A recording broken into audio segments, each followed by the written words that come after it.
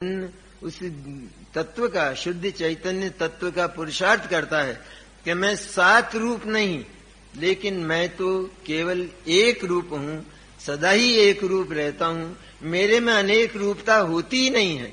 ये अनेक रूपता मेरे से बाहर है, दूर है, मेरे को छूती भी नहीं है। इतना ज्यादा उसको इतना सुरक्षित कर ले शुद्ध जीव तत्व को कि 7 तत्व बिल्कुल न्यारे अलग हैं, अलग पड़े हैं।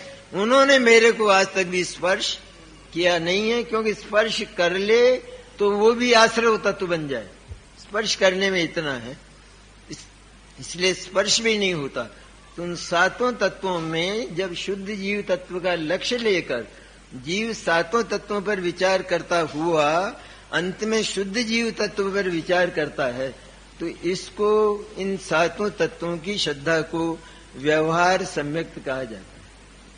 वैसे तो वास्तव में तो जब आत्मानुभूति होती है और शुद्ध जीव तत्व का अनुभव होता है कि इसके भीतर क्या क्या है, अनुभव में क्या होता है? अनुभव में यही होता है ना कि इसके भीतर क्या चीज है वो हमारे स्वाद में आती है। तो आत्मा में जो अनंत गुण है, वो अनंत गुण एक रस होकर, पकवान की तरह, हलवे की तरह एक रस होकर उस अनुभूति के स्वाद में आते हैं। तब वो जानता है कि ये मैं हूं और शेष जो 7 इत्यादि हैं वे सारे के सारे पराये हैं। तब वास्तव में व्यवहार नहीं उत्पन्न हुआ। लेकिन इसके पहले भी, क्योंकि वो शुद्ध जीव तत्व की अनुभूति का पुरुषार्थ कर रहा है, इसलिए इन 7 तत्वों की श्रद्धा को, अर्थात इनके ज्ञान को, क्योंकि ज्ञान का जो स्वर है वो श्रद्धा रूप होता है कि जीव यही है, अजीव यही है, ये ही नाम का है ना, ये श्रद्धा का बोल होता है ही। और ज्ञान में तो भी हो जाता है, और यहाँ तो ही की बात है ज्ञान में भी कि ये जो शुद्ध जीव चैतन्य तत्व है यही मैं हूँ, ऐसी श्रद्धा, ऐसा ही ज्ञान कि वो रागादिक भी मैं हूँ इत्यादि नहीं। वो रागादिक पड़े हैं, ये ज्ञान चुपचाप जानता है, लेकिन उनको लाता नहीं, उनकी बात करता नहीं, उनकी चर्चा करता नहीं। वह तो केवल शुद्ध जीव तत्व को पाकर उसका जो आनंद है उसी का अनुभव करता है। इसलिए भगवान सर्वज्ञ के द्वारा कहे हुए ये जो 7 तत्व हैं अथवा 9 तत्व या 9 पदार्थ हैं, इनके स्वरूप को जानकर इनके विचार पूर्वक होने वाली जो विशुद्धि है, उस विशुद्धि में इन 7 तत्वों को न्यारा जानकर और आत्मा के प्रति सीधा किया जाने वाला, डायरेक्ट डायल जैसे कहते, 7 तत्वों का भी अभी विचार बंद। अब केवल एकमात्र शुद्ध जीव तत्व का, मैं शुद्ध चैतन्य महिमावंत तत्व हूँ, ऐसा जाना। ऐसा जानते हुए विचार और चिंतन करते करते हमको भी क्या होता है कि जैसे हमने कोई चीज रखकर हम भूल गए, अब हम उस पर विचार करते हैं, कहाँ रखी है, कहाँ रखी होगी, कहाँ रखी होगी। इस प्रकार विचार करते करते एकदम उस वस्तु की याद आई और विचार बंद हो जाता है और आनंद का जन्म होता है। ठीक इसी तरह चैतन्य का चिंतन करते करते पहले चिंतन चलता है, और चिंतन चलते चलते जैसे पानी से बर्फ बनता है ना, तो बर्फ बनने की जो प्रक्रिया है उसको हम देखें कि वो पहले तो उसमें लहरें होती हैं छोटी छोटी पानी में, और छोटी जब वो जमना शुरू होता है तो जमते जमते जमते जमते अंत में एक बिंदु ऐसा आता है कि वो पूरा जम जाता है और कोई तरंग उसमें दिखाई नहीं देती। इसी तरह ये शुद्ध आत्मा के संबंध में चलने वाला जो चिंतन है, ये भी उस चिंतन करने वाले की दृष्टि में पराया है, क्योंकि ये जो विचार है इसमें वस्तु नहीं मिलती है और विचार में अनुभव होता नहीं है, इसलिए ये भी पराया है, ये भी अन्य है, इसलिए भी हे तत्व में, हे कक्षा में है। इसलिए इस चिंतन को भी जब वो हे कक्षा में मानता है तो शुद्धात्मा पर पहुंचता है। और चिंतन को यदि वो उपादेय कक्षा में कि आत्मा का चिंतन कर रहा हूं, फिर इससे ज्यादा और क्या करना होता है, तो आत्मा का चिंतन करते करते, विचार करते करते आत्मा मिल जाएगा, ये बात मिथ्या दर्शन में जाती है, ये अज्ञान में जाती है। क्योंकि विचार से थोड़ी, विचार में वस्तु ही नहीं है। जहां वस्तु मिल जाती है वहां विचार विराम को प्राप्त हो जाता है। तो जैसे ही वो बर्फ जमा, अर्थात जैसे ही वो अनुभूति घन हुई, अर्थात शुद्ध चैतन्य ही हूं ऐसा जानकर चिंतन धारा बंद हुई और आत्मा का अनुभव हुआ, तो वहां वो निश्चय सम्यक दर्शन का जन्म हुआ। और तब ये 7 तत्व की श्रद्धा अथवा इनका ज्ञान, इसको व्यवहार सम्यक कहा। व्यवहार कहा गया, मैंने क्या व्यवहार कहा गया, अर्थात ये सम्यक दर्शन नहीं है। पहली बात, ये इनके अवलंबन से, इनके साथ ममत्व करने से, 7 तत्व रूप अपने आप को मानने से सम्यक दर्शन नहीं होता, इसलिए इनकार करता है। और इनकार करके उसमें साथ में ये और बात आती है, लेकिन परिस्थिति ऐसी है कि चूंकि आत्मा यहीं मिलता है, इसलिए मुझे आत्मा को पाने के लिए यहीं आना पड़ता है। जैसे किसी को पानी चाहिए तो पनघट जाता है, अब पनघट जाकर उसे पानी मिल ही जाए ऐसा आवश्यक नहीं है ना। वो पानी को भी जानता हो, उसके पास रस्सी भी हो, उसके पास पात्र भी हो, उसे चलाना भी आता हो, उसको खींचना भी आता हो, तब सारा काम होता है। तो पनघट जो है, लेकिन पनघट पर गए बिना ये बात नहीं हो सकती।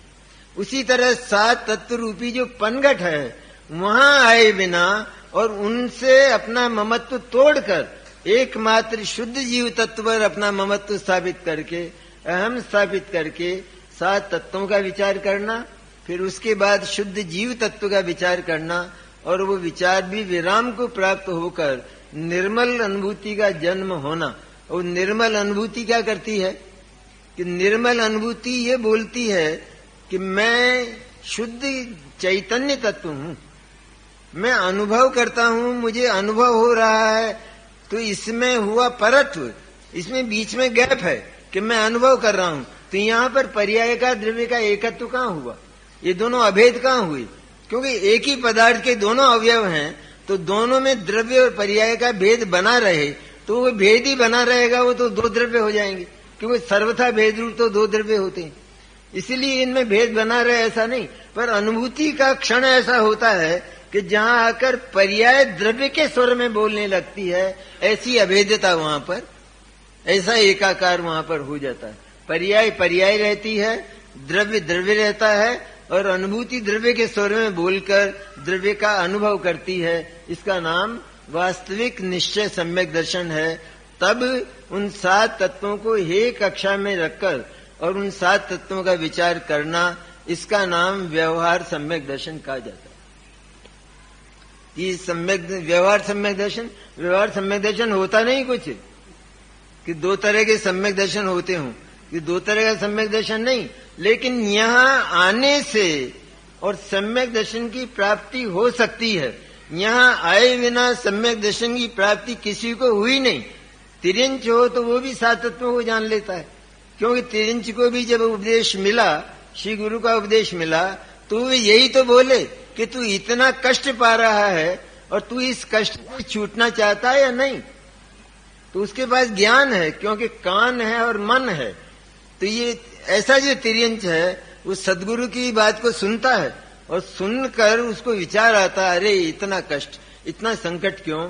जब ये कह रहे हैं कि तेरे इस संकट का अंत हो सकता है, और तू जैसा मान रहा है कि ये जो प्राप्त शरीर है ये मैं हूं, ऐसा तू नहीं है। ये शरीर तो समाप्त हो जाएगा और तू वही का वही ज्यों का त्यों रह जाएगा। तो वो शुद्ध चैतन्य तत्व तू है। इसमें 7 तत्व आए कि नहीं आए? संकट जो है उसका नाम आसर और बंध, संकट का धीरे धीरे जाना इसका नाम संवर और निर्जरा, और संकट का अंत हो जाना इसका नाम मोक्ष, और जीव ज्यों का त्यों बच गया। इस तरह से 7 तत्व की श्रद्धा उसको भी हो जाती है, तो हर एक को होती है, और जीव अजीव से भी काम चलता है, लेकिन 7 तत्व में वो अच्छी तरह से समझ में आते हैं। विचार ही 7 तत्व रूप होता है असल में, कि कैसे इस संकट का अंत हो, दुख से कैसे छूटूं। तो इसलिए जिस समय अनुभूति हुई तो उस समय ये सारे के सारे 7 तत्व अन्य हैं, अन्य प्रकार के हैं, और मैं तो शुद्ध अजर अमर तत्व एक ही प्रकार का हूं, ऐसा उसने अनुभव में जाना ना। अनुभव में जाना तब 7 तत्व के साथ वास्तव में परत्व हुआ, और परत्व होने पर भी 7 तत्व के निकट आए बिना काम नहीं चलता। 7 तत्व के निकट आ जाए और काम बन जाए, वो नहीं, वो बिल्कुल नहीं, क्योंकि निमित्त है वो तो खाली, इसलिए वो नहीं। लेकिन 7 तत्व के निकट आकर 7 तत्व से भिन्न शुद्ध जीव तत्व का पुरुषार्थ करे तो सम्यक दर्शन होता है, 7 तत्व को हे मानकर। ये है बात। तो ये कल के प्रश्न की बात थी, अब आज की बात करते हैं अपन।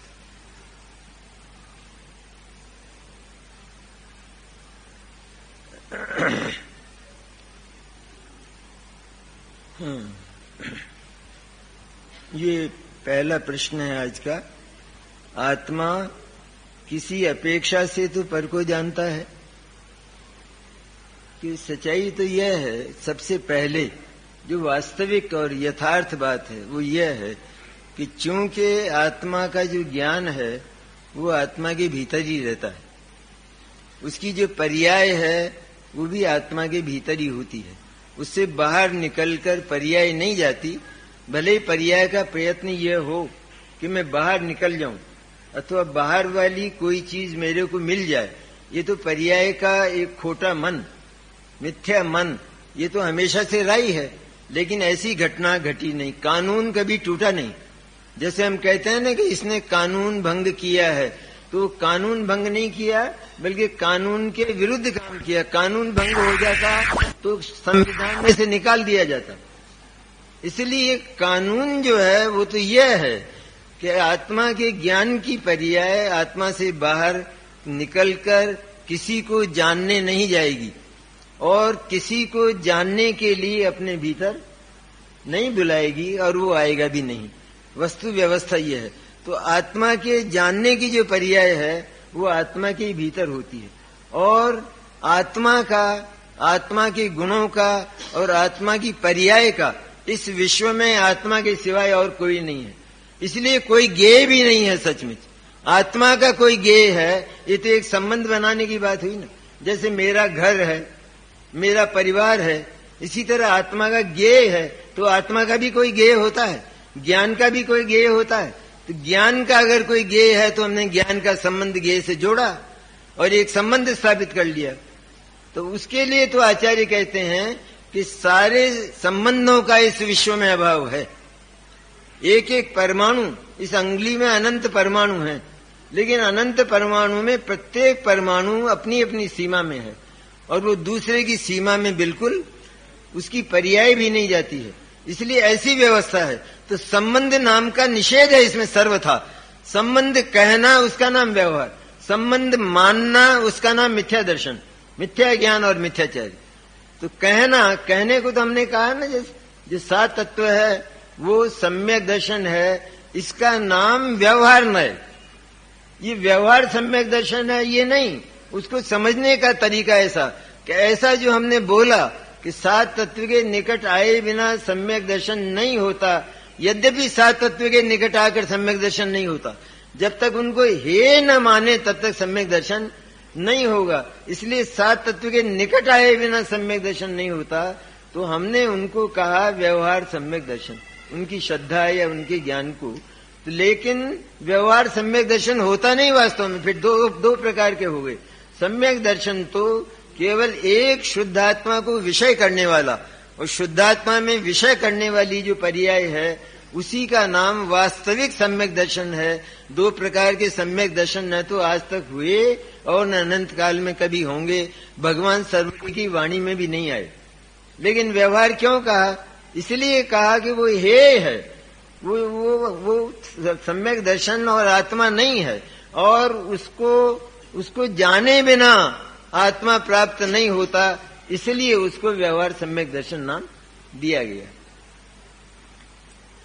इसी तरह यहां पर को जानता है कि ये बात वास्तव में तो ऐसी है कि जो आत्मा की पर्याय है वो आत्मा के भीतर ही होती है। तो जानने का काम कहाँ हुआ? कि आत्मा के भीतर ही हुआ, ज्ञान के भीतर ही हुआ, ज्ञान की पर्याय में हुआ। जब ज्ञान की पर्याय में जानने का काम हुआ तो जो वहां है वही तो जाना जाएगा, अन्य तो कोई आया नहीं है बाहर से। तो और ये पर्याय कहीं गई नहीं है, तो जो वहां है वही तो जानने में आएगा। तो क्या जानने में आया? कि उस ज्ञान की पर्याय के द्वारा ये जो ज्ञेय हैं, जगत के पदार्थ जो बाहर पड़े हुए हैं, उन जैसे आकार ज्ञान स्वयं बनाता है। चितेरा है ज्ञान, एक चित्रकार है पक्का, तो वो ठीक उनको उनकी नकल किए बिना, उनकी कॉपी किए बिना स्वयं अपने भीतर अपनी शक्ति से, ज्ञान शक्ति से वो उस प्रकार के चित्र स्वयं बनाता है। अर्थात उनके द्रव्य गुण पर्याय जैसा वो सारा का सारा अपने भीतर चित्र बनाता है, जिनको अपन प्रतिबिंब कहते हैं, प्रतिभास कहते हैं, झलक कहते हैं। ये नाम है केवल। सचमुच तो वो ज्ञान बिल्कुल न्यारा और अकेला है, निरपेक्ष है, षटकारक रूप से निरपेक्ष है। इसलिए ज्ञान के द्वारा वो जो ज्ञान की पर्याय पैदा हुई, वो ज्ञान की पर्याय ही जानने में आती है और दूसरा पदार्थ जानने में नहीं आता, क्योंकि वहां पर दूसरा पदार्थ है ही नहीं। इसलिए यथार्थ बात तो यह है, निश्चय की बात तो, कि जगत का पदार्थ वास्तव में जानने में नहीं आता। तो फिर ये जो इतनी बात चलती है कि भगवान सर्वज्ञ तीन लोक और तीन काल को जानते हैं, हम भी कहते हैं, रात और दिन कहते हैं, मैं इन पदार्थों को जानता हूं, तो ये जो कहना है, ये कहने का नाम है व्यवहार। व्यवहार से जानते हैं, जैसा आया था ना अपने कि भगवान सर्वज्ञ लोकालोक को जानते हैं, ये बात कहना व्यवहार है, और वो भी असद्भूत व्यवहार है, वो भी सद्भूत नहीं, लेकिन असद्भूत व्यवहार है। अर्थात वो पदार्थ, लोकालोक के पदार्थ ज्ञान के भीतर, आत्मा के भीतर है ही नहीं।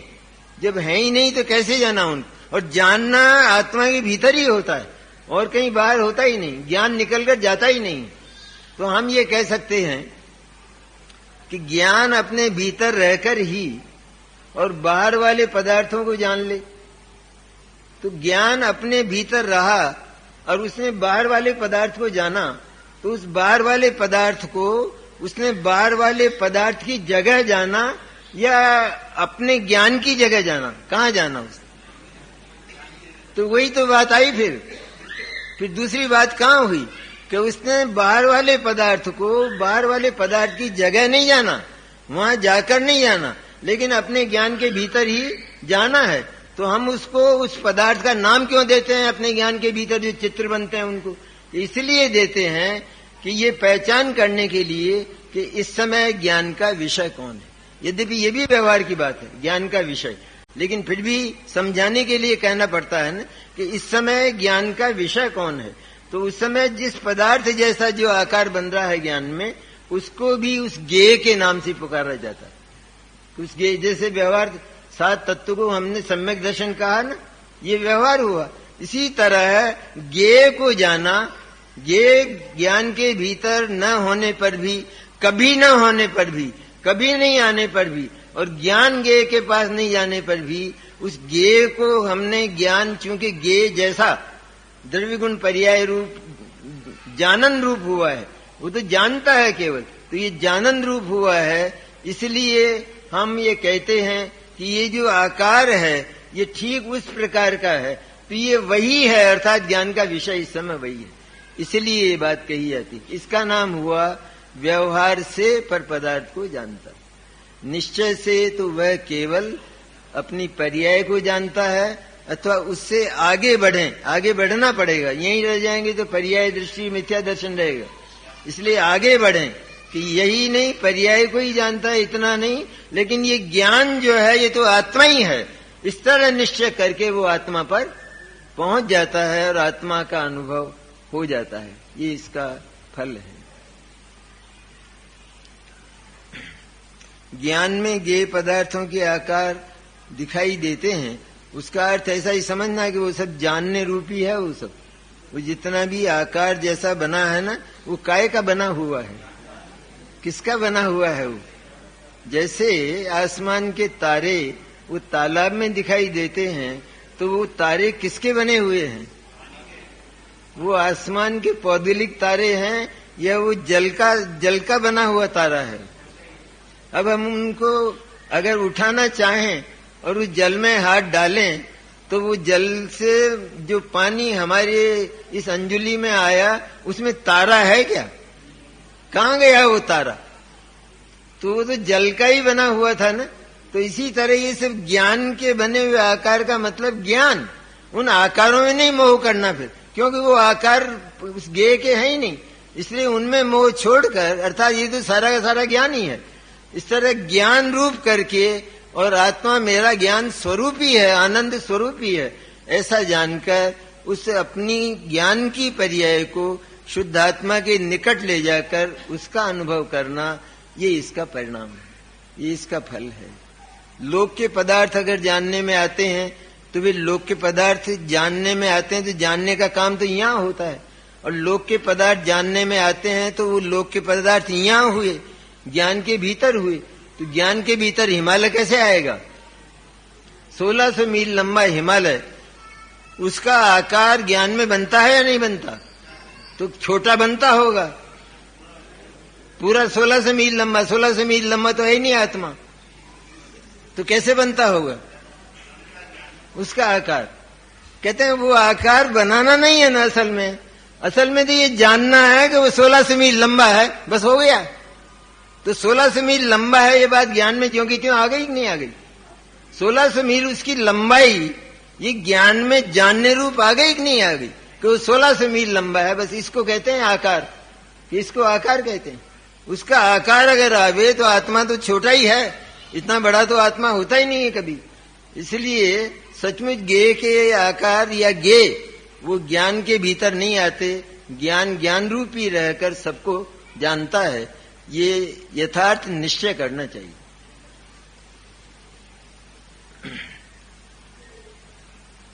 किसी अपेक्षा से जानता है, इसका मतलब ये व्यवहार से ऐसा कहा जाता है, ये व्यवहार की अपेक्षा है। व्यवहार केवल कथन मात्र होता है, श्रद्धा करने लायक अथवा वो ऐसा ही है ऐसा मानने लायक वो नहीं होता।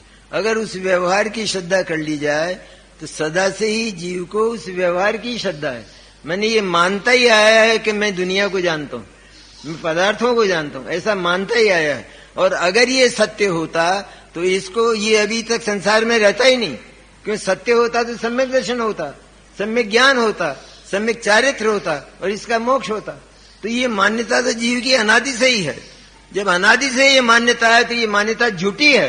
एकदम झूठी होने के कारण वास्तव में इसका फल हमको मिथ्या मिलता है, उल्टा मिलता है।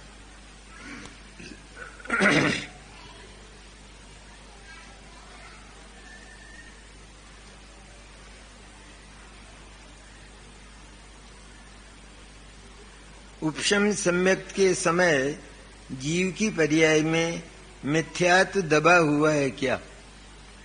उपशम सम्यक होता है ना, उपशम मैंने जो कर्म है, दर्शन मोहनी कर्म और अनंतानुबंधी क्रोधमान माया लोभ, तो ये तो अपन जानते हैं सारे ही।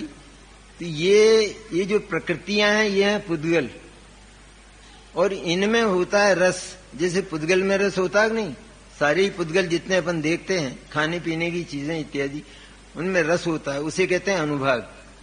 तो वो सारा का सारा क्या होता है कि जब जीव ये पुरुषार्थ करता है कि मैं तो शुद्ध चैतन्य मात्र हूं, इस विश्व में अन्य में कुछ हो ही नहीं इसके अतिरिक्त, ऐसा जब जानता है और इसको अनुभूति होती है, तो वो जो कर्म प्रकृतियां हैं कि जो पहले खटपट करती थी, पहले जो है सक्रिय होकर और वो उदय में आती थी और उनसे जो है मोह पैदा होता था, मिथ्या दर्शन होता था। तो अब क्या होता है कि उनका शमन हो जाता है। रहती वही है, वो रहती आत्मा के भीतर ही है, लेकिन उनका शमन हो जाता है और उनकी वो जो सक्रिय दशा है वो सक्रिय दशा खत्म हो जाती। होता है ना ऐसा। देखिए कि जैसे किसी को एलर्जी की बीमारी है और वो एलर्जी की बीमारी स्थायी है, स्थायी। अब उसको एलर्जी हुई और डॉक्टर ने उसको गोली दे दी तो वो एलर्जी शांत हो गई। तो बताइए एलर्जी मिट गई या शमन हो गया? शमन हो गया अर्थात वो शरीर के वो जो परमाणु, वो जो खुजली रूप या और रूप, जलन रूप इस तरह से सक्रिय थे, वे सारे के सारे अब शमित हो गए। तो उसको कहते हैं उपशम सम्यक। तो ये जो दर्शन मोहनी इत्यादि जो कर्म हैं, ये जब सक्रिय होते हैं, जैसे किसी ने मदिरा पी और वो मदिरा थोड़े समय के लिए तो पड़ी रही, इसके बाद उस मदिरा का परिणमन शुरू हुआ शरीर के भीतर, उधर शुरू हुआ। और जिसको मदिरा का शौक है, जो प्रेम से मदिरा पीता है, तो उसको उस मदिरा का अनुभव होने लगा, उसको नशा आया। तो ये जो नशा आया इसका नाम उदय, उस मदिरा का उदय। मदिरा अपनी जगह है, और ये जो नशा आया ये आदमी को आया है, ये मदिरा को नहीं आया है। मदिरा में नशीली बात होते हुए भी मदिरा को नशा नहीं है, लेकिन उस आदमी को आया है। तो इसी तरह से ये मोहनी इत्यादि कर्म का जब उदय होता है माने वही जैसे खुजली चलती है, तो इस तरह उदय होता है। तो जब तक आत्मा ये मानता है कि मैं कर्मों से बंधा हुआ हूं, मैंने बहुत कर्म बांधे हैं और ये कर्म उदय में आते हैं, तब निश्चित रूप में मेरे परिणाम बिगड़ जाते हैं, विकार हो जाता है, मैं मिथ्या दृष्टि हो जाता हूं। ऐसा जो मानता है तो उसको वो कर्म उदय आते ही इधर मिथ्या दर्शन की पर्याय हो जाती है। जो ऐसा मानता है उसको हो जाती है।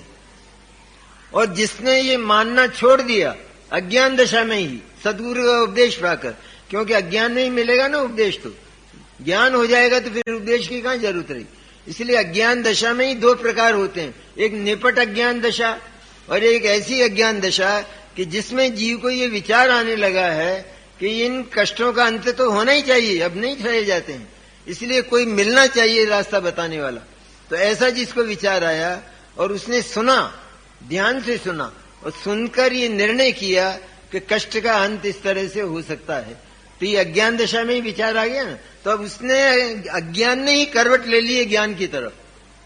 तो ज्ञान की तरफ जब करवट हो गई अज्ञान की, तो वो आत्मा का विचार करने लगा, चिंतन करने लगा और चिंतन करते करते उसको अनुभूति हो जाती है।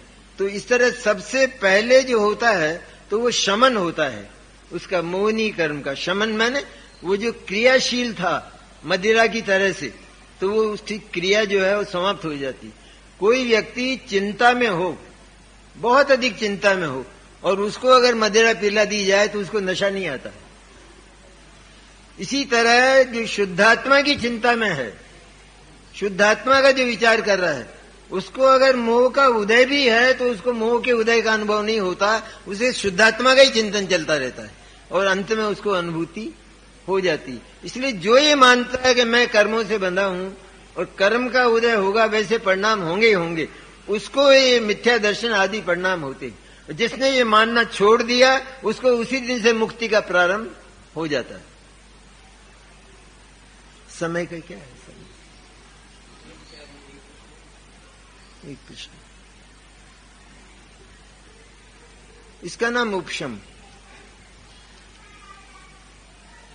शास्त्रों में तो उदाहरण आता है ना कि वो जैसे पानी है तो उसमें थोड़ी मिट्टी है या थोड़ी गंदगी है, तो उसमें हमने फिटकड़ी डाली तो वो नीचे बैठ गया, तो बाहर नहीं निकला, नीचे बैठ गया।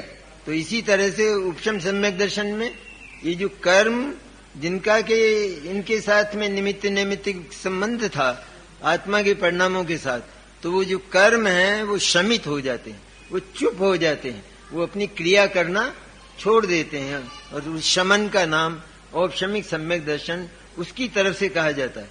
कर्म की तरफ से औपशमिक सम्यक दर्शन उसका नाम होता है, और आत्मा की तरफ से आत्माभिमुख परिणाम या शुद्धोपयोग ये उसका नाम होता है, आत्मा की ओर से। क्योंकि कर्म ने थोड़ी, वो कर्म के उपशम ने आत्मा को उपशम सम्यक दर्शन पैदा नहीं किया। कर्म का उपशम अर्थात वो जो कीचड़, जैसे कीच है या मिट्टी है, वो नीचे बैठी तो नीचे बैठी, वो तो नीचे बैठ गई, लेकिन जल जो शुद्ध हुआ है वो तो न्यारी चीज है ना। तो इसी तरह आत्मा में वो कर्म नीचे बैठे अर्थात शमित हो गए, लेकिन आत्मा के पुरुषार्थ से हुआ है। मैं शुद्ध चैतन्य हूं, इस पुरुषार्थ से सम्यक दर्शन हुआ है। इसलिए वास्तव में वो शुद्धोपयोग, आत्माभिमुख परिणाम अथवा धर्म ध्यान ये उसके नाम है सम्यक दर्शन के।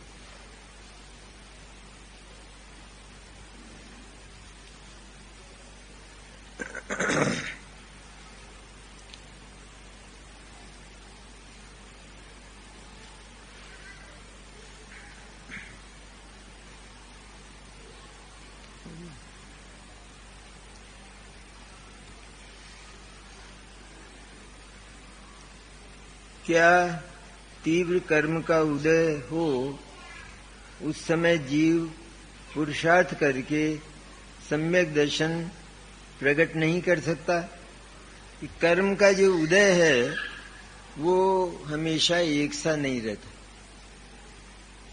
क्योंकि विकार कभी भी एक साथ रहता नहीं है, तो वो भी पौद्गलिक विकार है। इसलिए कर्म का उदय हमेशा एक साथ नहीं रहता, घटता बढ़ता रहता है। तो उसका अर्थ ये कि कभी परिणाम अशुभ होते हैं और कभी परिणाम शुभ होते हैं। ये दो बात याद रखना। तो कभी शुभ होते हैं, कभी अशुभ होते हैं। इस तरह परिणाम अंतर मुहूर्त में बदलते रहते हैं। तो जिस समय कर्म का तीव्र उदय है उस समय तो जीव का पुरुषार्थ नहीं होता।